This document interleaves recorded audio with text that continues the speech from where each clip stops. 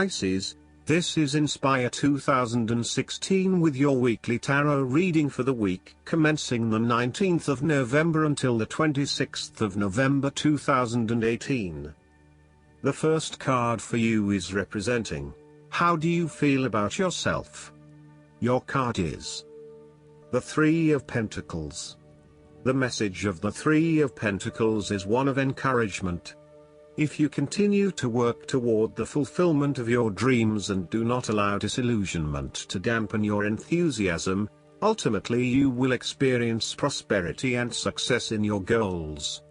You need to do work that is satisfying to you and that you can be truly proud of. What new beginnings are you experiencing in the material realm? Is there some project or creative venture you have been putting off because of fear of failure? The Three of Pentacles indicates that dreams can be made real with persistence, determination, and effort. The Three of Pentacles may also suggest that you need help to complete your work and can draw on the knowledge and experience of others. It may be beneficial to share your work with a partner, but only if they are as conscientious as you. At the core of the Three of Pentacles is the notion of teamwork and collaboration. In the card, we see a young mason working hard on building part of the cathedral. The two monks enter, with their worldly knowledge and spiritual understanding to bring a new perspective to the mason's work. Even though their backgrounds, experience levels and knowledge is very different, they are able to come together to share their expertise in a way that creates synergy and improved results. There is no us and them or any sense of superiority.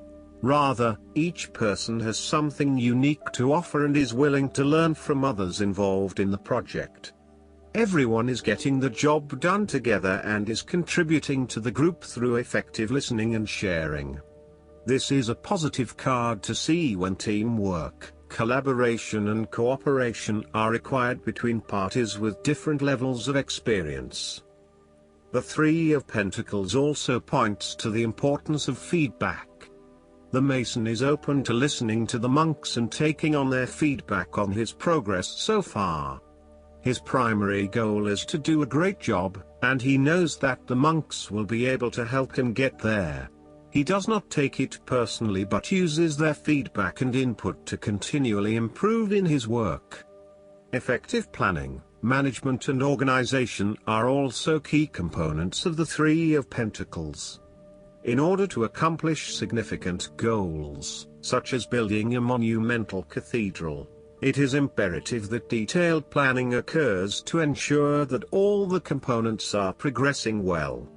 This card therefore reflects a time when it is essential to create a detailed plan and to follow a schedule. This is when good project management will pay off. The second card for you is representing, what do you want most right now? Your card is the Six of Pentacles. This is a card representing being in harmony with your money. The amount that comes in and the amount that flows out are in balance, and you are thankful for what you have without being grasping of it, and happy to share with others in need. This card is also about charity. You may either be the wealthy man in this card, giving away his wealth, or the beggars, gratefully receiving what the man has to offer. If you are the wealthy man, then you have accumulated great wealth and are now in a position where you can offer financial assistance to those in need. Now that you have lived through the darkness long enough to see the inner light, it is time to help others who are not so fortunate. Consider giving to charity or reaching out a helping hand to someone who needs your support. The generosity of the Six does not limit itself to money and material things. Giving of your time or your wisdom is often just as spiritually fulfilling as giving away money or gifts, and the intangible gift of your presence is received just as well, if not better. You may also be inclined to make a loan to someone, on the premise that they will eventually pay you back once they are back on their feet. This is a loan built on trust and good faith, knowing that if you give something away, it will come back to you. Remember, though, that this is more about a short-term fix and not a sustainable solution towards self-sufficiency. So, think about how you can financially support your family or friends in a way that encourages them to stand on their own 2 feet eventually. If you are the beggars in the Six of Pentacles, then you may be the recipient of someone else's charitable activities. This will help you to get back on your feet and to eventually repay the charitable organization or individual, either with your time or your restored wealth. You will also need to identify ways in which you can become more self-sufficient in the long run. The risk of accepting charity is that you become dependent on it and cannot look after yourself. Be mindful that you are not becoming submissive or noticeably desperate as a result of the charity that someone else is providing you. The third card for you is representing your fears. Your card is the Ten of Swords. You're afraid of painful ending of situation in your life. This card indicates a painful ending which must occur for there to be growth and regeneration. The Suit of Swords is the suit of thoughts, plans, and attitudes, and this card is very appropriate in the area of mental transformations. This card indicates that there will be a forceful re-evaluation or elimination of your previous attitudes about life, your views about yourself and what is important, and possibly your plans for the future. Despite the initial trauma and torment associated with this change, the imposed re-evaluation can be a very positive thing. It is important to understand that while the means of your demise may not seem reasonable or fair, your previous thoughts and attitudes really need to change in order for you to reach a better place in your life. Rather than dwelling on the painful ending, it is important to look ahead and realize how these events free you up to completely reshape your life and choose a new direction for yourself. The Ten of Swords may also indicate that you are resisting an inevitable ending, because you are deeply worried about how much it is going to hurt you. However, what you are doing is delaying the inevitable and possibly making it even worse for yourself because you keep trying to put off something that needs to happen anyway for your own personal transformation. For example, a relationship may have come to an end but you are still intimate with your ex because you cannot bear to let go. This is only drawing out the pain much longer, and it is best to completely let go at this stage. Sometimes, the Ten of Swords may reflect fear of ruin, even if that ruin has not yet occurred. You are always be thinking of the worst case scenario and planning for the worst, even if it does not happen. This is only creating unnecessary fear and anxiety for you, and it is important that you return to the energy of the Nine of Swords and run a reality check as to whether things are as bad as they seem. The Ten of Swords represents an old situation that ended very badly. You are still carrying around wounds from that situation, but you have buried them so deeply that you do not realize they are still present in your life and still hurting you. This old pain needs to be brought up and dealt with once and for all, so you can liberate yourself from these deeply inflicted wounds. It may be difficult to experience the pain again, but at least you are releasing yourself of this pain and allowing it to pass from your life. The fourth card for you is representing what is going for you. Your card is the Nine of Swords. This is the card of fear and nightmares, and has an apparently negative feel to it. However, the troubles alluded to in the Nine of Swords are primarily of a psychological nature and do not necessarily indicate suffering in your external reality. That is, it is what is inside your mind that is creating the fear and anxiety, not your actual circumstances. Your experience of the world is greatly influenced by our expectations, desires, and fears, and therefore you are largely the creator of your own world, and your attitudes determine how you experience that world. The Nine of Swords can also reflect fear of the future, or what may possibly happen in the future. If you allow yourself to be bound by fear of the future, you are at risk of eventually creating a negative reality for yourself by virtue of your expectations. Your nightmare becomes your self-fulfilling prophecy, which is clearly not a desirable outcome. Generally, this card is an indication that you are worrying excessively about a situation. You are literally being kept up at night because you are so anxious about a particular issue. It is possible you are working yourself up unnecessarily, and, if you were to look at the situation more objectively, you may come to realize that it is not as bad as you are making it out to be. In fact, all that worry and despair is what is making it worse, so rather than fretting about it, do something to change it.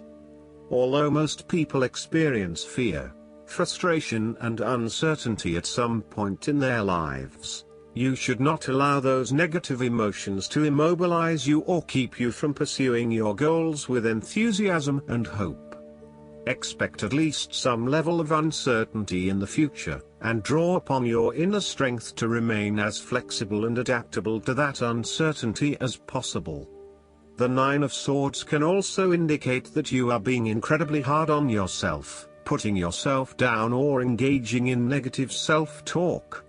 For every mistake you make, you blame yourself and become worked up and angry at yourself for messing up again. So, when the Nine of Swords appears in a reading, ask yourself why you are being so hard on yourself. How are you putting yourself down, or what is the source of your depression? What can you do to make yourself feel better? You may need to make a more conscious effort to quit the negative self-talk and replace it with positive reinforcement for a job well done.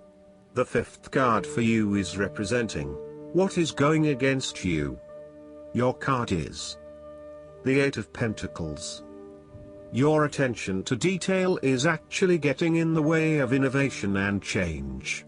The Eight of Pentacles is perfection in a self-contained world, a world that needs nothing but perfect pentacles, one after another. But what if the rules change?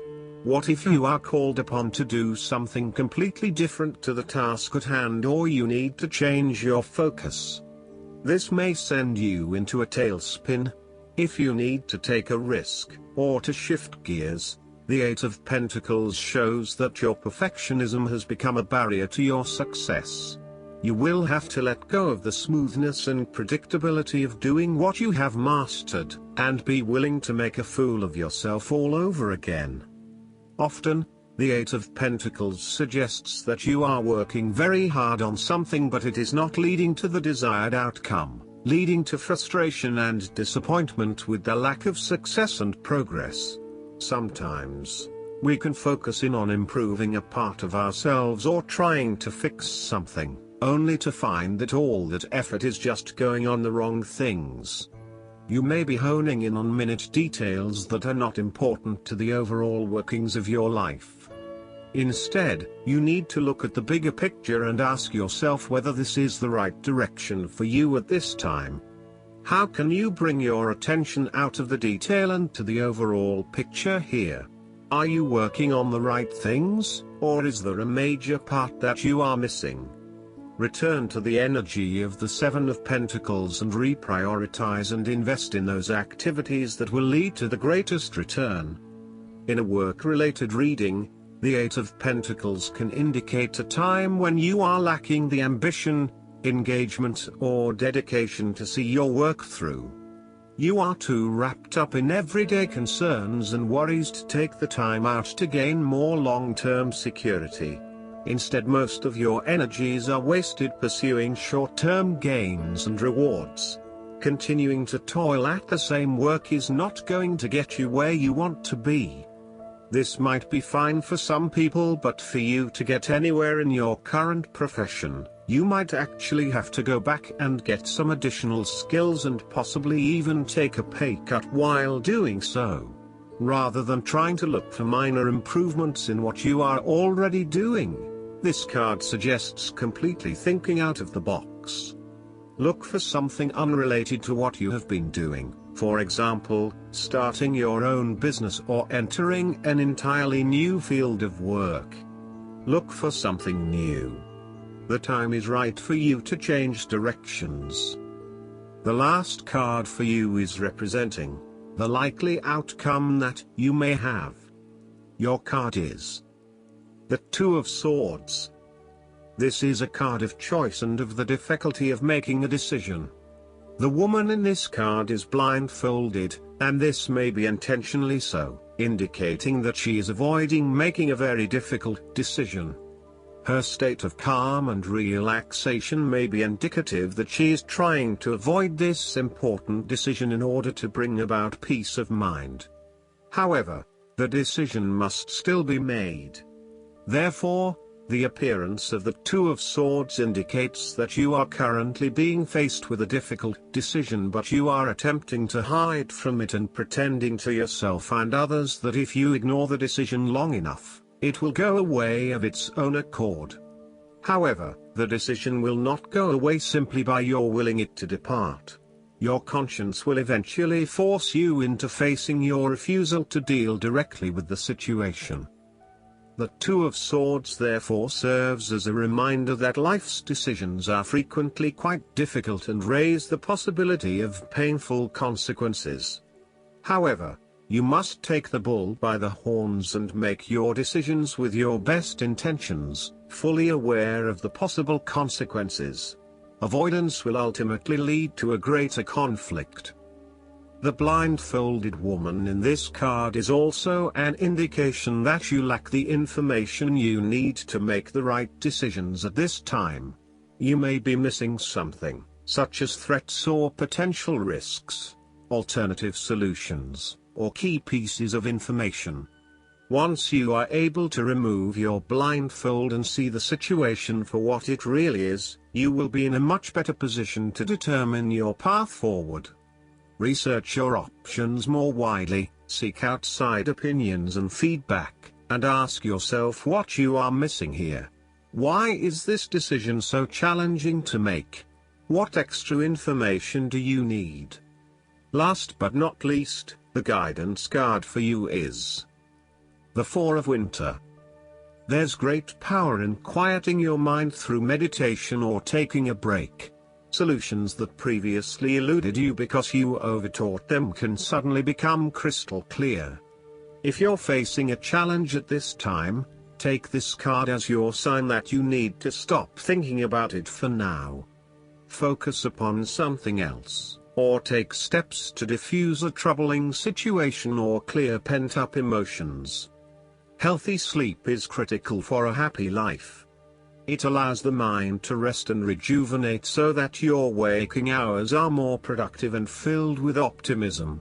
Show your body the love it deserves by providing it with the time it needs to recuperate. Seek out ways to counteract stress.